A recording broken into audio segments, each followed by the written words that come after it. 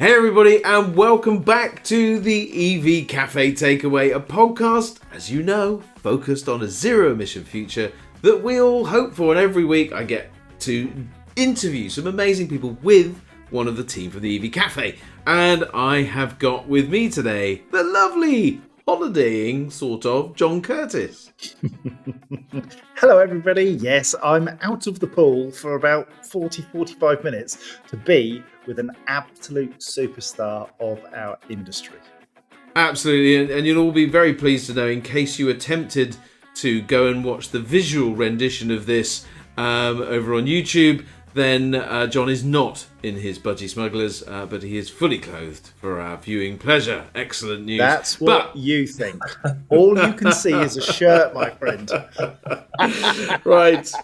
Quickly rescue us. Alec Peachey, innovator, pioneer, collaborator, editor of Transport and Energy, and director of Peachy Publishing Services, which I love the name of because, of course, it's your name. But anyway, Alec, welcome to the EV Cafe Takeaway podcast. Thank you, Paul. Thank you, John, for having me on. Yeah, appreciate all your support over the years since I launched the brand, and great to finally be able to sit down and have a good chat with you guys. Yeah, we're excited because we've kind of gone on a similar journey over the last few years. 2020 saw you move, first of all, to Elkrig. Well, I think I got that right in terms of a timing thing, but also the launch of Peachy Publishing Services at the time. But it's been quite a journey, quite a stratospheric journey for you, Alec, over the last few years. Yeah, that's right. Paul. You've got to say about Elkrig, which is anyone that doesn't know, the local council roads innovation group. So they're a trade association in the local road sector. And at the time when I launched Peachy Publishing Services or created the business, I was working for them on a consultancy basis and looking after their content and their comms. And at the time, I obviously launched Transport and Energy, which they knew about, and I felt as though there was quite a lot of, sorry, I'm stumbling on my words already. There was quite a lot of comparison in terms of collaboration opportunities, if you like, between the sectors and who I was trying to get to. It was also an opportunity for me to kind of get back into the highway sector, so to get to re-know contacts in that space. I used to edit a publication called Highways Magazine back in the day, so I've been out of the industry for a while, so it was an opportunity to re-familiarise myself with that industry. And of course they play a part in the whole clean energy and transport space, of which obviously we're very much focused on in terms of trying to drive collaboration and educate the different stakeholder groups. So yeah, I felt as though, at the time, the two roles work quite well in tandem, but as Transport and Energy's grown, of course, that's become my focus. Are Brilliant. you an editor or a professional journalist? How did you get into this whole field of communicating what's going on? Yeah, so I started off, John, on local newspapers many years ago as a trainee reporter. So I did what was called the NCTJ in newspaper journalism, the National Council for Training of Journalists, which is a one-year course, or you can do it fast track, but I wasn't quite clever enough for that, so I did the longer term version over about a 9-month period, and that encompasses things like media law, news writing, local government, central government, and indeed shorthand. So if anyone's ever seen me scribbling what maybe looks like hieroglyphics at any events, then that's me still attempting to try some of my shorthand. But yeah, and certainly when I passed that exam, that would have been the only time that I wrote at 100 words per minute. But no, that gave me an opportunity to get into newspapers. It was the basic qualification that I needed. So I started off as a trainee reporter, then qualified to become sort of a senior reporter, working on a local paper to me, the Kent and Sussex Courier. Started off on the Tunbridge Wells edition, quite quickly given my own edition to take care of. So that was in a small market town called Edenbridge, which at the time had a population of about 10,000. So that involved responsibility for coming up with the front page lead, page 3, page 5, page 7, the stories that would go around it. So it certainly focuses your mind in terms of deadlines and how to turn content around. And also I think people skills in terms of interviewing different people, of all walks of life, and that helps you obviously later in life to be able to develop those skills to interact with all different levels. Absolutely. How does it feel being the other side of that interview, my friend? Yeah, well, I'm normally used to asking the questions, not so used to answering them, as you can probably tell from my occasional stumble already. But I think I've probably got more used to it, and I think although there's a lot of people in this industry, obviously, with much greater technical backgrounds than me. I mean, the day I start telling people how to install EV charging infrastructure, we're all in trouble. That's not my role. That's the role of proper engineers and technicians and actual people with the industry experience to do that. But I think as a journalist, I think what you do learn is you get a good understanding and a broad spectrum of the different challenges and opportunities that the industry's facing, and that gives you a good level, I think, a good standard or a good basic level of being able to understand and look at it probably maybe sometimes from a slightly different angle or perspective to others who are so ingrained in an industry. And of course, that allows you to be able to hopefully speak, on the subject as well. It's interesting because I looked back and we like to do a little bit of investigative journalism in this kind of podcast. We look back and actually, what I find is a nice test of whether somebody is being successful in their sector is just to kind of Google the name and see if you get the right person come up on Google Images, and actually you get quite a lot of you. As you Google Alec Peachey, quite a list of your face alongside different podcasts or publications and things like that. It seems that you've done a lot well. Now, I need to ask you a question. Do you remember Sarah George? I do, yeah. She worked on a publication called Edie. Yeah. That's it. She thought highly of you and gave you a recommendation. But within that recommendation, and it was a very positive recommendation about you being a great team player, showing leadership skills. But she also mentioned that you're a cheerleader. And I just wondered to tell us a little bit more about that. Well, I'm not an actual cheerleader with pom-poms, but I think what she was probably alluding to... I know, sorry to disappoint the audience, but no one wants to see that. No, I think probably what she was alluding to, and Sarah's a very good journalist, she's been there quite a number of years, and I think what she was probably alluding to was that I always try to support different people in that business, and I would always... I'm always the first to give credit to other people where it's due. I think it's very important to do that. And even if you're the person who might have created something or come up with an idea or a concept and, taking it from inception to delivery, ultimately you can't do that on your own. You have to do it with other people who you trust and who are hardworking. And I think that I was a great sort of advocate of that within that particular business that I worked for at the time. And that's probably where she was coming from with a recommendation, not the actual metaphoric, cheerleading of a football club or something like that. I think no one wants to see that, as I say. Alec, I mean, I think I probably guessed, but never make an assumption, though. Never make an assumption. An open question, just in case, because I do think that this is something that you do seem to have done very, very well. And, the fact that you take industry news from across these two sectors of transport and energy, something that you've been very, very passionate about in terms of bringing together these two sectors that historically haven't had to communicate. And you cheerlead the industry, you cheerlead this sector extremely well by bringing in the news, putting it out, putting your own spin. There was I think there was some commentary from somebody else, but they talked about how you bring the best out of the stories, you add your take to those stories, you bring your commentary, and you've actually brought together a number of us, from the EV Cafe. Both Sarah and I think sit on your editorial board, and comment on our own areas of expertise, be it vans or payments or charging or whatever it might be. And I know that you have a number on that editorial board. So you really do bring together people and then celebrate. And then I think that's kind of what cheerleading's all about, isn't it? Yeah, definitely. I mean, the whole purpose of launching the brand in the first place was to try and bring these two previously siloed sectors together. People have talked Mm. about collaboration and the importance of collaboration for many years, but ultimately, to reach net zero, to reach these targets that have been set, it will only be achieved through collaboration. And you're talking about a number of different stakeholder groups who are involved in this, and you'll know better than I do. How many people are involved in this.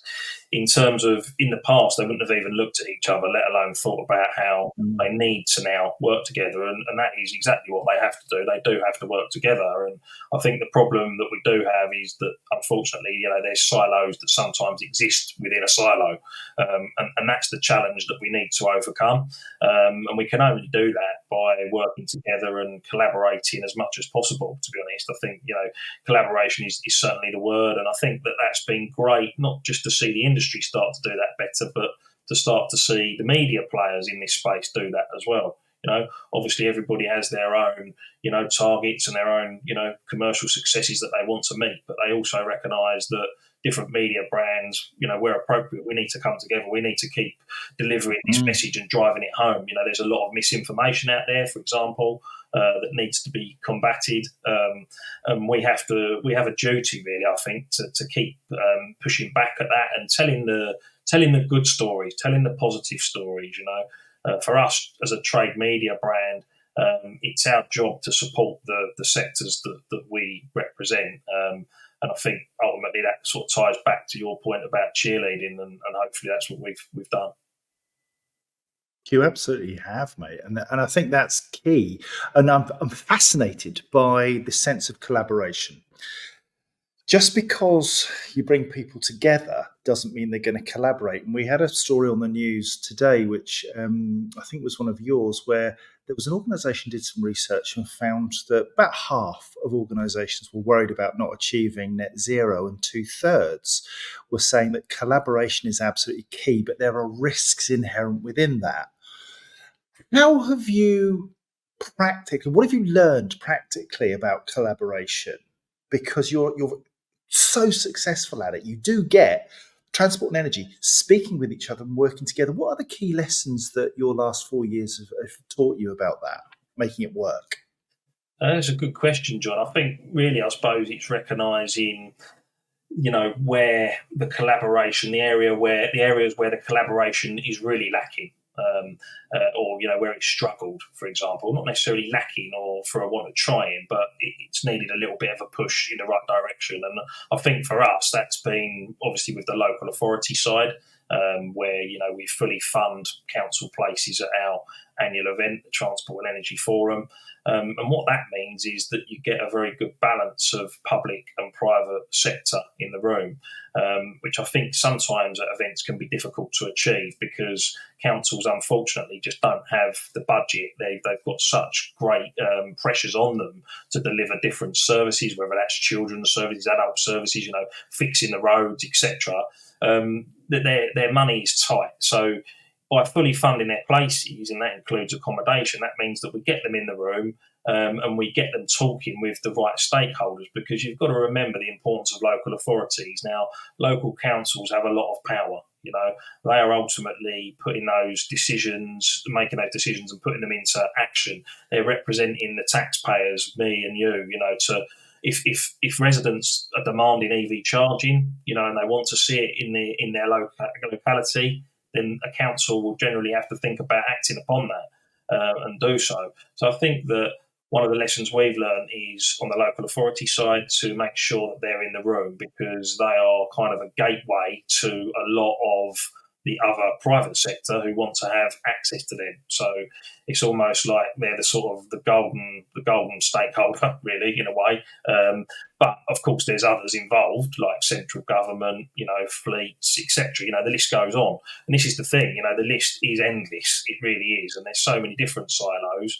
And this won't be achieved overnight, but it has to be achieved quite quickly. And the only way it can be achieved quite quickly is to just keep driving it forward. I think a good example where we have achieved that was at our event last year, where we recognised that, for example, grid connections has been an issue, in terms of EV charging infrastructure going in place. So we were able to bring members of Charge UK together with National Grid. And I know for a fact Ian Johnston, who was the chair of Charge UK at the time, that led to those discussions starting to happen. And he's posted about the success of that. And there's other collaborations that have been brought about as a direct result of our event. And that's nice when you hear that, because you think, well, it's not just a case of people coming and having a good chat. It's actually tangible outputs. And I think that if you can create tangible outputs, which is what our brand is all about in our community, as is yours, I think that's the key to sort of driving the success in these sectors. Absolutely. I think, the collaboration platform that you've kind of created is one, built on that sort of cheerleading and shouting positively, so people can trust as they come to you that you're gonna be positive about that, and you're bringing people together, giving them that opportunity to speak. And been very impressed with the Transport and Energy Forum for the two. I think this is going to be its third year now, isn't it? Yeah, that's right. Very impressed with the way it's grown, the way the support that you've had, and just the communication, the channel that it has become. But it makes me ask, look, how did you come about? Because there's so many powerful, not the birds and the bees, Alec. We don't need that. Yeah.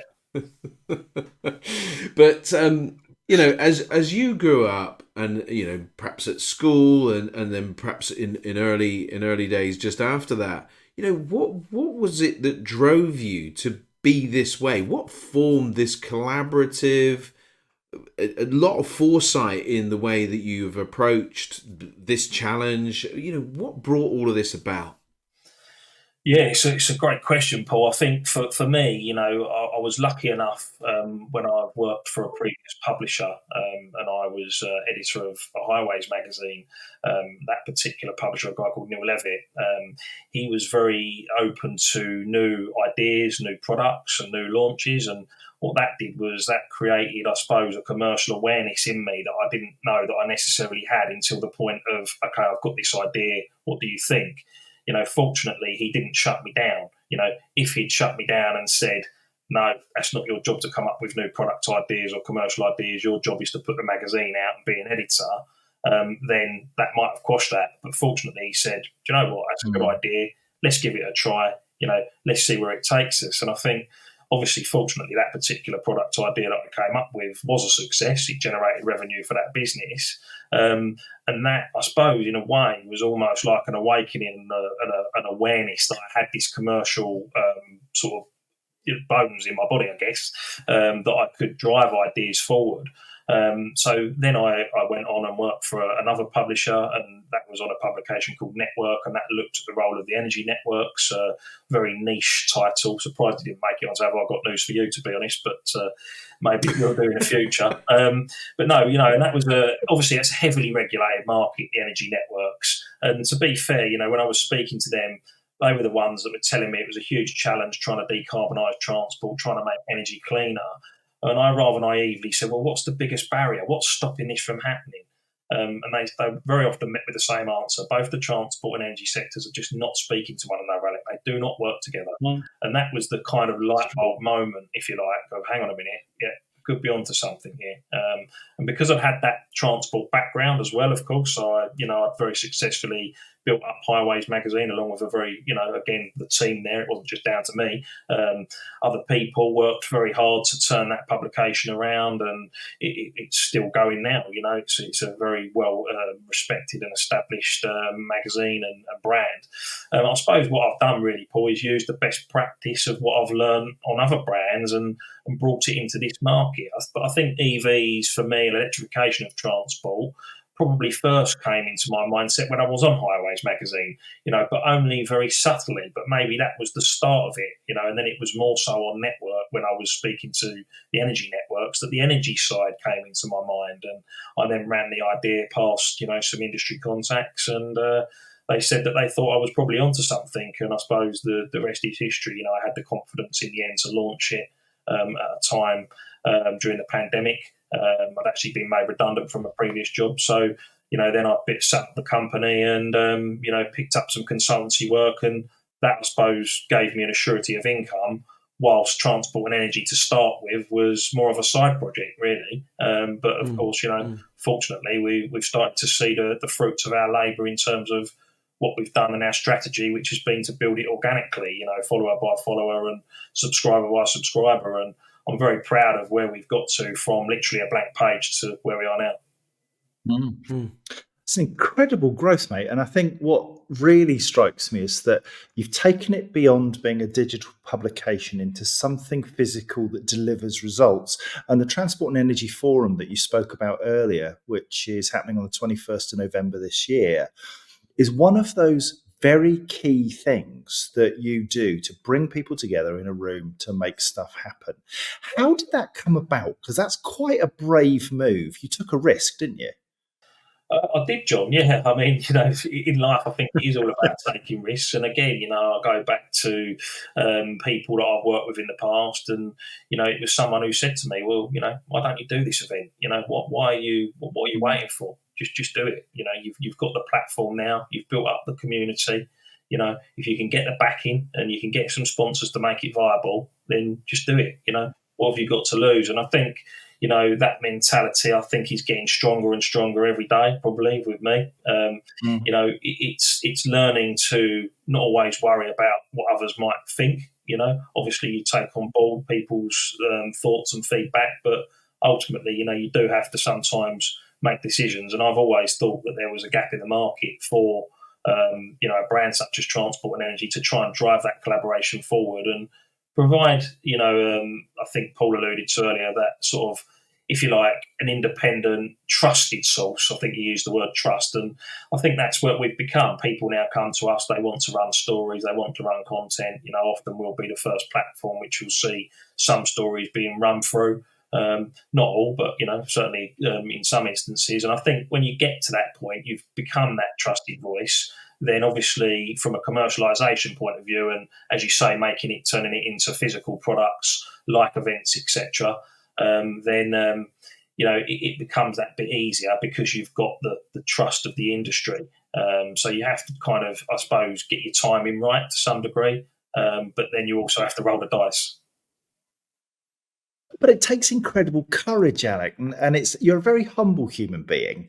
But it takes huge amounts of courage and huge amounts of resilience, because I guess you will have had to shoestring the whole project. You were, very much living day to day, week to week, early doors, which took courage, and then the resilience to deal with those people who say, "It's not for me, not going to work."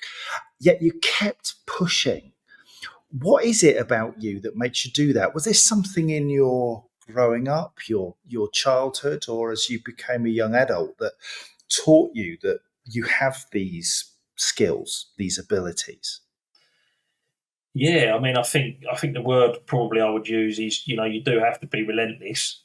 Once you kind of get into this world and you launch something like this, particularly if it's a news-led brand, you can't kind of just have a week off. It's one of those things you have to keep going, and as you mentioned, it has at times, fortunately I've built up a team around the brand, and they're people that I've either worked with or for, and in 9 times out of 10, and they're trusted people, that they've been in and around media, events, publishing, they know what it takes, they know how to do this, they know how to put a good event on or put good products around it, and that's what we're trying to do. We're trying to build new products around the brand. Once you get that trust, as I mentioned earlier, I think in terms of what drives it and what drives that sort of relentlessness, I think, obviously I've been through things in my life and I've seen things, that have not always been nice, and I think that kind of gives you that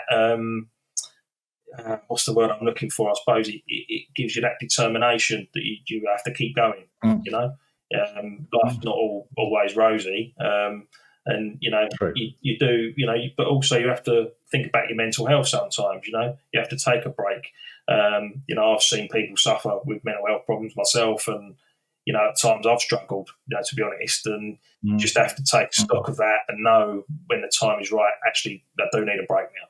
And I think that's important because, I've sometimes probably tried to help other people too much, and sometimes you have to take a bit of time for yourself.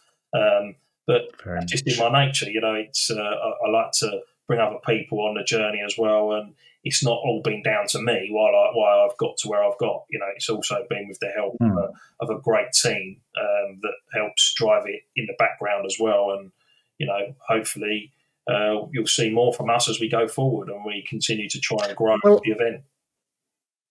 I was about to ask that. So you've built the publication, you've got Transport the Energy Forum, which is absolutely stunning. What next for Alec Peachey and Peachy Publication Services? Well, it's a good question. Again, I think for us, we want to probably grow the existing Transport and Energy Forum event. Obviously, this year we're hoping that we're going to get an increase in delegates again. We're fully funding an increased number of council places with around 60 council officers, all with kind of transport decarbonisation, sustainability roles that are going to be there. We've nearly hit that figure already. So, we're expecting up to probably 300 delegates there this year. That's quite significant growth from year one, where we had 130 last year. It was around 220, and this year I think it will be just under 300. So, and of course we launched our awards last year, and we've grown them this year. We've increased the number of categories, and I think that's important to celebrate excellence. And again, I go back to highlighting the good work in the industry. I think over time, once they get a bit more cemented in the market, this is only the second year that we'll be doing the awards, I think that there's real potential for them to grow and become the kind of awards, prestigious awards, hopefully, that people really want to win. And that they're really recognisable for the best projects and the best collaborations, etc., in the industry. I think wider than that, we'd be looking maybe to do an additional event at some stage, and also probably getting more into the spheres of deep dives around content and that sort of combating misinformation, continuing to educate, John. Really, I think education sits at the heart of everything. It really does. Obviously, there's a lot of education that needs to be done at a business to consumer level, but also probably equal, if not greater, is the need to educate at that B2B level, and that's hopefully where we've come in. Yeah, most definitely. Paul? Yes. It's Hello. Hello. It's been an amazing journey, hasn't it, Alec? And I'm one I've as we sort of said, we've gone on parallel journeys, and I don't know, John may have touched on it. The challenges of life are the things that often forge us and really kind of enable us to tackle this kind of journey, this growth period, with all the stresses and the strains and the mental health impact that it can often have. What is it in your life? Can you look back on a couple of times where it was really difficult and you learn that actually you've got what it takes to come through those difficult times, and that's what's given you that strength, that underpinning for today? Yeah, I think so. I mean, I think, obviously, I've seen family member, suffer quite a bad breakdown, and obviously had to support them through that. And that was, difficult at a personal level, of course, and the impact on the family and so on. So you have to be there as best as you can, but you're still, as you say, you're still kind of in the mix of living your life, day in, day out. And, I've got two boys, and, you want to sort of, I suppose, be an inspiration to them as much as I can. And, hopefully they can see what I'm trying to do and trying to achieve and make. I think everybody's trying to make a better future. Ultimately that's what this is all about. I think, last year at our event, we people still talk to me about it now, where we had Rosamund Adu, Kissy Deborah, the Clean Air campaigner who sadly lost her daughter Ella, the only person in the world to have air pollution put down as a cause of her death. And she spoke very, very powerfully about, the work that she's doing to try and clean up our air. And I think sometimes we do have to take that step back as an industry and remember why we're doing this, and the importance of that. So I've kind of transgressed a bit from there. But yeah, I think looking at my background, those things I've been through have certainly, made me kind of create that resilience, I think. Resilience is it's core, isn't it? It's one of those things that we really, really need to have. And as for people sort of doing this for themselves, for us, Alec, as we're all building, right? We're building brands. We want your secrets. So we're building brands and growing businesses. What is it that you think is really critical in your success and in the success of other people? Obviously, not to compete or detract from anything that you're doing, but how can people be successful? What have you learned in your 4 years of doing this and building this? What are the things that you've learned that can help others? I think you've already used the word. It is people. I think it's people skills.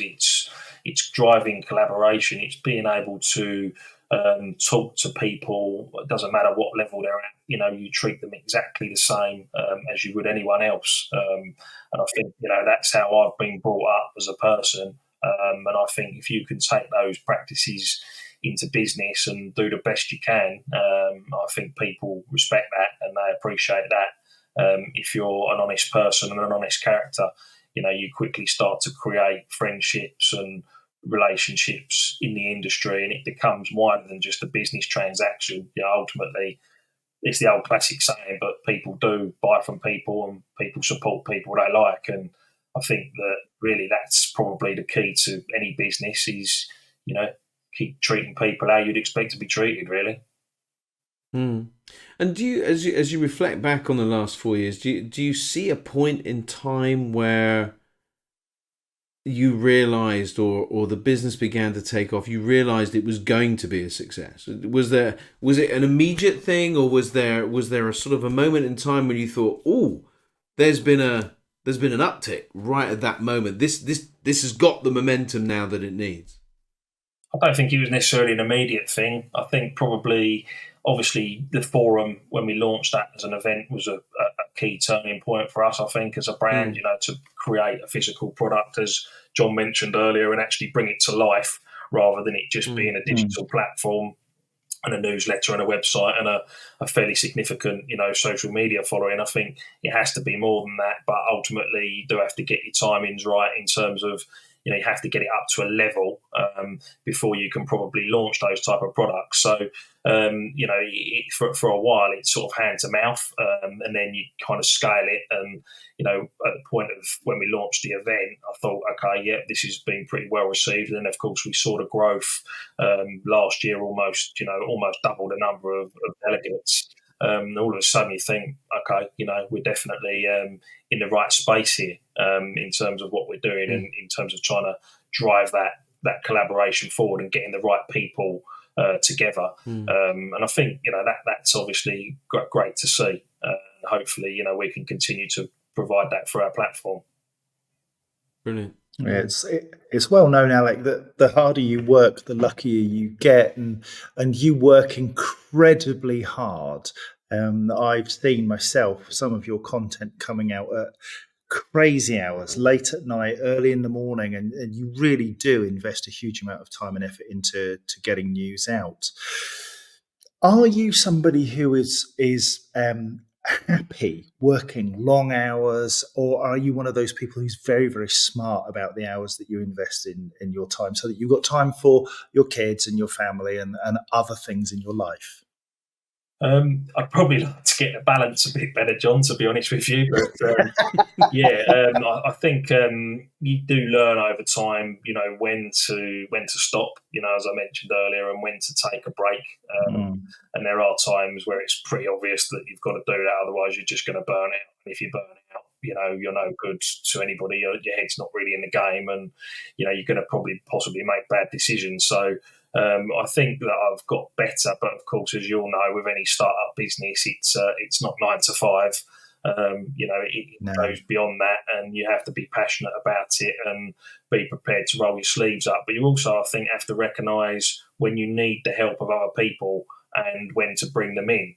And also, if they then need help, when to bring additional support in to maybe help them. So that they don't suffer the same thing that you potentially could suffer with. I think that is really quite key, and I think that comes with experience and time and working in different on different brands that I have done, and I've built up other brands in the past. And as I say, it's just that best practice really, and taking it into this space. But also, I've become, I think, more passionate about actually, what we're trying to do, and obviously that is clean up our air, accelerate the transition to zero emissions transport. And I've started to understand better myself the importance of doing that. And a good example again was obviously Ella Roberta, and you hear those stories, and that was why I wanted her to speak. I think it was a little bit left field in terms of it wasn't your traditional type of speaker that you'd necessarily see at those events, but that was the reason I did it, because I wanted people to understand actually this is just that reminder of this is why we're doing what we're doing. Because sometimes we can get lost in we've got to deliver this project, we've got to do that, but why? What's the reason? Well, let's take a step back. And I think that was a good reminder.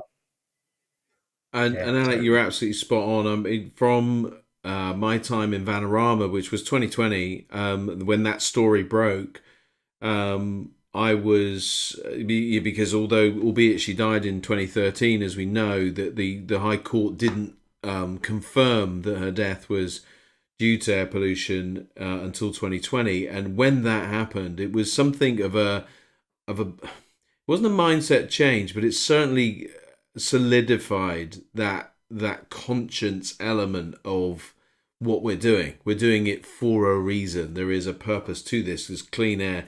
And I think the most powerful fact that Rosamund shared with us, whilst at your conference, actually, I think she talked about the deaths related to asthma during the conference, during the period of the lockdown. And the reality was that for the first 3 months of lockdown, we had a situation, no death in a child was attributed to asthma. And that's incredible. That was just, you're like, wow. And then shortly after, I think a matter of weeks after the lockdown broke, we had the first, again, associated death relating to asthma in a child. It cannot be a coincidence. And it's so important that moral compass comes to us all, that it comes to our door. If we don't realise that it's coming to our door through the emissions of a vehicle, we can kind of put it off. It's not going to happen to us. Yeah, exactly. I think, you're right. That was a very powerful, statistic that she shared with us, at the conference last year. And I think a lot of people were probably, quite taken aback by that. It was obviously a very emotional address. I know a lot of people were quite emotional listening to, Rosamund in conversation with Quentin Wilson. And but also, she's such a what a strong character she is herself, and to be able to now campaign on behalf of her late daughter, and try to make that difference, and still have a smile on her face as well. It's an incredible story and an incredible woman, and I think a real advocate for why we're trying to do what we're doing. Fantastic. So, Alec, I mean, it's been great to understand the journey that you've been on so far. And I wonder, what is it that we like to give people a magic wand, right? So this metaphorically, hand you a magic wand. How would you wave that wand at this particular moment in the journey of transport and energy and Alec Peachey and, the wider industry, how we're doing? What if we handed you that wand, what would you look to do with it? One wish. Oh, one wish. I don't even get three. Not much of a genie, are you? That's been said before. I think from a transport and energy perspective, it would be obviously to see that continued growth of our brand and what we're trying to do in the market in terms of supporting it and driving that collaboration forward. And I think that goes really for the wider sector, just to see collaboration continue at the heart of everything that we do, because I go back to an earlier point, it can only be achieved in that way. If people just continue to operate in silos and don't share best practice, etc., then it makes it 10 times harder. Let's be honest. And actually, sometimes you've got to put competition aside in order to achieve that. And that's not always easy, but sometimes it has to be done for the greater good. So I hope that collaborative spirit, if you like, of the industry, which I think has been fantastic. I'd like to think that since I've been in this sector, that I've made some friends for life. Really, to be honest with you, and as we go forward, it's about those friendships, it's about those relationships, and it goes back to people again. It's only people on the ground that are gonna make it happen. A company is a structure, and it's providing people jobs to do.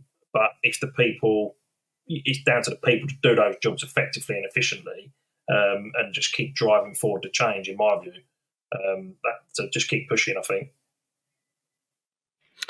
One of the key things that we ask when we do these podcasts is to try and get behind the job description, the job title, the role that you perform, and to understand a bit about the man. And I wonder, if you had a day off where your family, kids, everybody gone out, no family around, no work to do, how would you spend your day? How would Alec Peachey choose to spend 8 hours on his own? Well, on my own, good question. I think I used to be a sports journalist as well. So at one point I was a sports journalist. So I'm a big fan of sport, big fan of football. So for me, I'd probably go and watch some football, John, to be honest with you, with some pals and enjoy the game. I do still get to do it occasionally now. But yeah, probably play a bit of football and watch a bit of football. And I like it. Who do you support? Well, I'm one of those annoying people. I've sort of got, this is going to probably divide the audience. I've got one of those annoying people who've got two teams. So I sort of, at a local level, I follow sort of Gillingham. And then if you like, my Premier League team is Liverpool. And that's because my older brother, he supports Liverpool. So that was really the reason, obviously, why as a youngster, I followed sort of in his footsteps to support them as well. So yeah, but I think sport in general, I think is a great stress alleviator. And people that play sport at any level, they've normally got that competitive nature about them.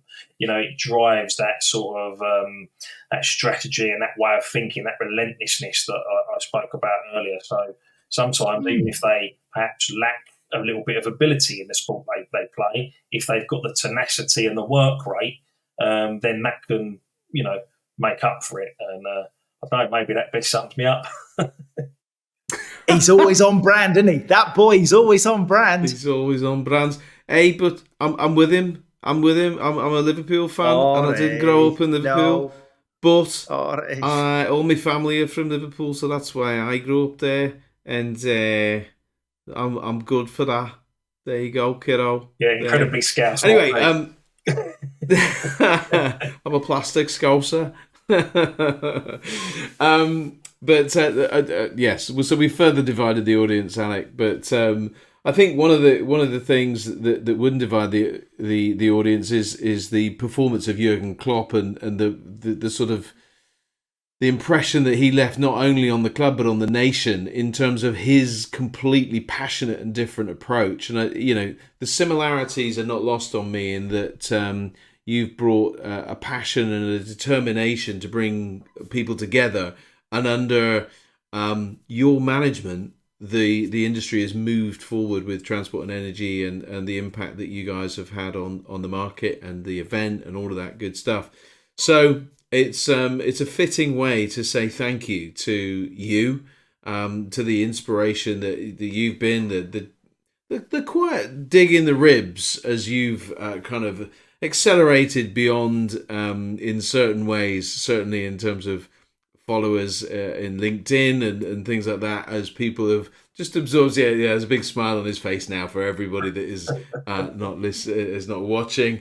But it's friendly competition, isn't it? And but it's important that we are reaching the audiences that we are, and that the news that you put out, which is very, very often hugely positive and hugely celebratory of the industry widely. I'm not saying you ever put out negative stories, by the way, but just saw a little cloud go across his face there. But there's lots and lots of positive stories which really help the industry move forward and take inspiration. So, Alec, it's really good to have spent a little bit of time with you, but I do want to give you the opportunity to say anything you like in terms of closing remarks. Allow that. Yeah, no, thanks, Paul, and I appreciate your kind words. I think it's probably the first and last time that I'll be compared to Jurgen Klopp, but I'll take it. No, so I think yes, there's of course there's competition, and competition can be good, but I also think it goes back to collaboration as well. And I mentioned the media players in this space, of which we know who they all are, and they're all doing good work, and they all must continue to do good work, because only one media organisation over another is not going to be able to, achieve anything on their own. We all have to keep working, and actually we play a very, very important role in, continuing to educate. And I think really when you look at the misinformation that has been out there, and that kind of tidal wave, that really flags up actually, how important brands such as the EV Cafe, Transport and Energy, you've got Electric Drives and Current and others, many others, who are all really trying to just keep spreading the good word. And I think so that's what I would encourage people to do, keep talking about the positive stuff that's happening and the difference that we can actually make, as a collective. And I think that's ultimately what we must continue to do. This has been a joy, hasn't it, John? It certainly has. So what I love about Alec is he's authentic. He's the same now as he was when I first met him, and will always be. There's a core to Alec Peachey that you can trust. He'll tell it as he sees it. You might not like what he says, but he's absolutely convinced of his course, his path, and he just gets on and does stuff. And you can't argue with that. Top man. Excellent. Well, listen, thank you so much for sharing your journey and your passion with us and with the many people that will listen to this. Do feel free to share it, far and wide, because, this is your story. It's your platform. But I think it will serve. It will serve as an inspiration to many that, with your passion, with a focus, and with a little bit of learning. I think, what's clear is that you learned a lot of things along the way. You had some really good support, mentors, and you've put it into practice, and lo and behold, it's been successful, which is, quite frankly, no surprise because of the man behind it all. So, Alec, we're really grateful, and I'm sure all of you that have been listening along with us would have been grateful too. Please do kind of reach out to Alec, connect with him on LinkedIn, connect with the brand Transport and Energy on LinkedIn, hit up his website. You'll be encouraged to sign up for the newsletter, which is full of really good stuff. So do check all of that out. And of course, check out the many other podcasts on the EV Cafe page. And head over there if you want to learn a little bit more about the EV Cafe. But thank you so much for all of your time, Alec, for yours today. What a wonderful conversation. Thank you again. And until next time, everybody, have a great day. See ya. Thanks, Alec. Thank you. Thanks very much.